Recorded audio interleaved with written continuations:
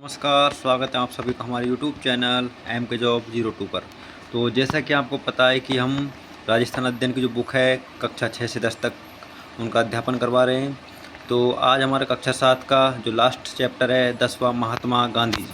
ठीक है, छोटा सा चैप्टर है, फटाफट कंप्लीट करते हैं बिना समय गवाए। तो आपको एक कोटेशन लिखा पड़ा है सामने। खुद वो बदलाव बनिए जो आप दुनिया में देखना चाहते हैं, यानी कि पहले आप अपने अंदर बदलाव करना प्रारंभ करें, दुनिया स्वतः ही बदल जाएगी। ठीक है, प्रारंभ करते हैं। गांधी जी अपनी आत्मकथा में अपने जन्म से लेकर 1920-1921 तक की घटनाओं के बारे में लिखा। जो गांधी जी की बायोग्राफी है उन्होंने उसमें अपने जन्म से लेकर और 1921 तक की घटनाओं का वर्णन किया है। पोरबंदर के शुरुआती दिन, पोरबंदर यानी गुजरात के शुरुआती दिन, जब उन्होंने गुजरात में अपना बचपन जिया था। स्कूली जीवन का लड़कपन और 13 साल की उम्र में ही शादी हो जाने की घटना का उन पर प्रभाव से इस महान व्यक्तित्व को करीब से समझा जा सकता है। यानी कि इनकी शादी बचपन में यानी कि 13 साल की उम्र में हो गई और वहीं से स्कूल जीवन भी प्रारंभ हो गया था। तो इसका कहने का तात्पर्य है कि उनके व्यक्तित्व में बहुत ही सादगी थी और हर व्यक्ति को जानने के वो इच्छुक थे। साथ ही उस समय के देश के वातावरण और सामाजिक जीवन की झलक दिखाई देती है।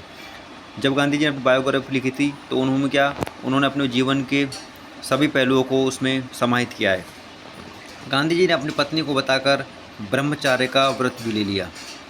राजनीति में उनके द्वारा किए गए सत्य, अहिंसा और सत्याग्रह के सफल प्रयासों की जानकारी मिलती है।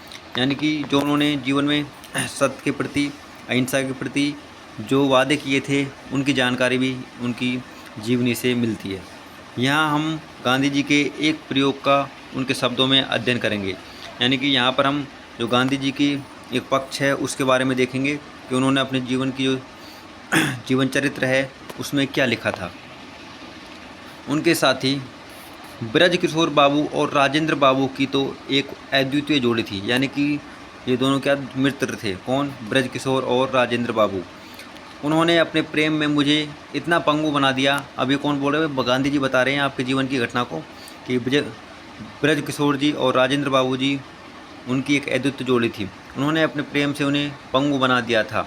उनके बिना मैं एक कदम भी आगे नहीं जा सकता था। उनके शिष्य कहिए अथवा साथी शंभू बाबू, अनुग्रह बाबू, धरणी बाबू और राम नवमी बाबू, यानी कि ये अन्य साथी थे गांधी जी के। ये वकील लगभग निरंतर मेरे साथ रहते थे। विंध्य बाबू भी समय समय पर साथ रहते थे।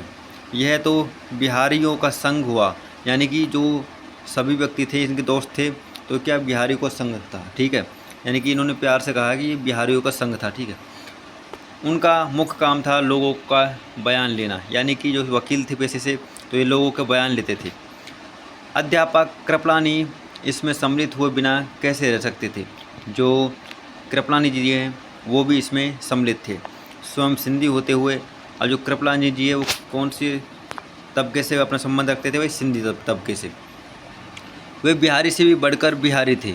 मैंने ऐसे सेवक कम देखे हैं जिनमें वे जिस प्रांत में जाएं उसमें पूरी तरह घुल मिल जाए। यानी कि ये अन्य समाज से होने के साथ भी ये बिहारी समाज में स्वयं को सामंजस्य स्थापित करने में सक्षम हुए।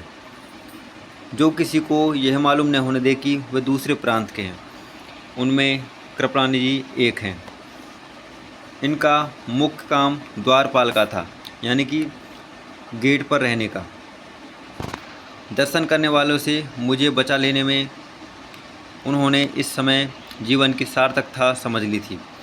किसी को वे विनोद करके मेरे पास आने से रोकते, तो किसी को अहिंसक धमकी से।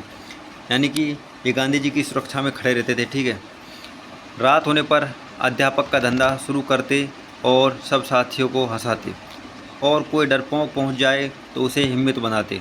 यानी कि ये लोगों को पढ़ाते भी थे और द्वारपाल का कार्य भी करते थे। मौलाना मजहरुल हक ने मेरे सहायता के लिए हक दर्ज कर रखा था। ठीक है, और वे महीने में 1-2 बार दर्शन दे जाते थे। यानी कि जो मौलाना मजहरुल हक हैं वो गांधी जी के पास आते थे और उनसे अपने विषय में बातचीत करते थे। उस समय के साथ ठाट बाट और दबदबे में और आज की उनकी सादगी में ज़मीन आसमान का अंतर है। हमारे बीच आकर वे हमसे हृदय की एकता साथ जाते, यानी कि वो क्या साथ में बैठते और मीटिंग करते थे। पर अपनी साहबी के कारण बाहर के आदमी को वे हमसे अलग जैसे जान पड़ते थे। यानी कि जैसे जैसे मुझे अनुभव प्राप्त हो गया वैसे वैसे देखा कि चंपारण में ठीक से काम करना हो तो गाँव में शिक्षा का प्रवेश होना चाहिए। तो गांधी जी ने सोचा अगर चंपारण की स्थिति ठीक हो जाए, यानी कि बिहार की स्थिति ठीक होगी, तो किसके कारण? शिक्षा के कारण। लोगों का अज्ञान दयनीय था, यानी कि लोगों को शिक्षित करना ही बहुत ज़रूरी था।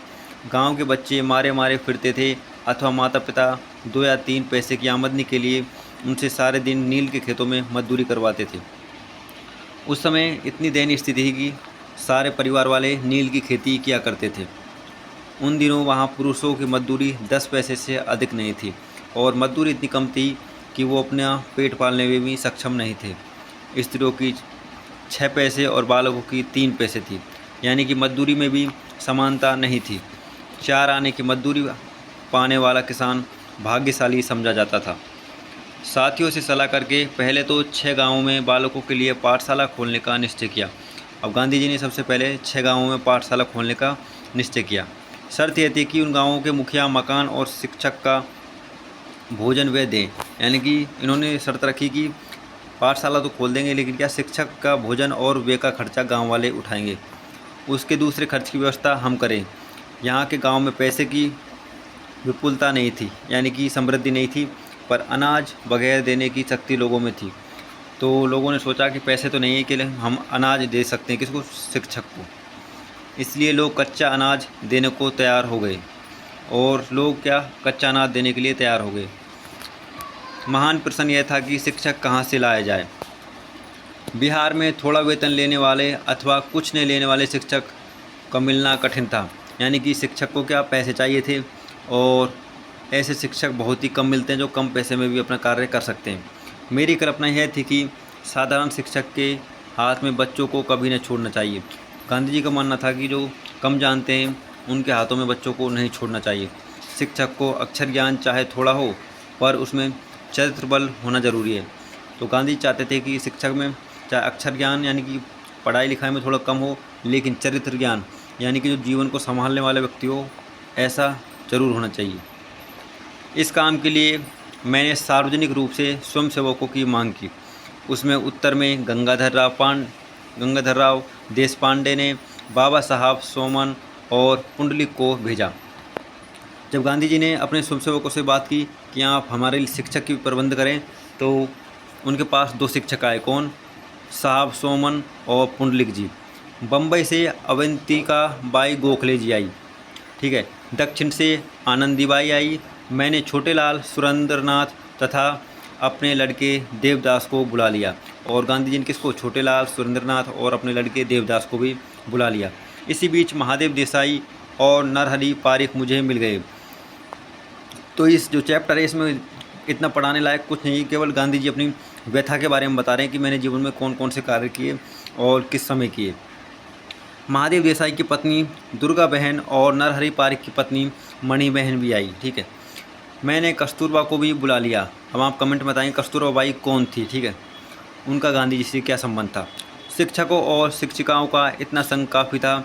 श्रीमती अवंतिका बाई और आनंदी बाई की गिनती तो शिक्षितों में हो सकती थी, पर मणि बहन पारिक और दुर्गा बहन देसाई को सिर्फ थोड़ी सी गुजराती आती थी।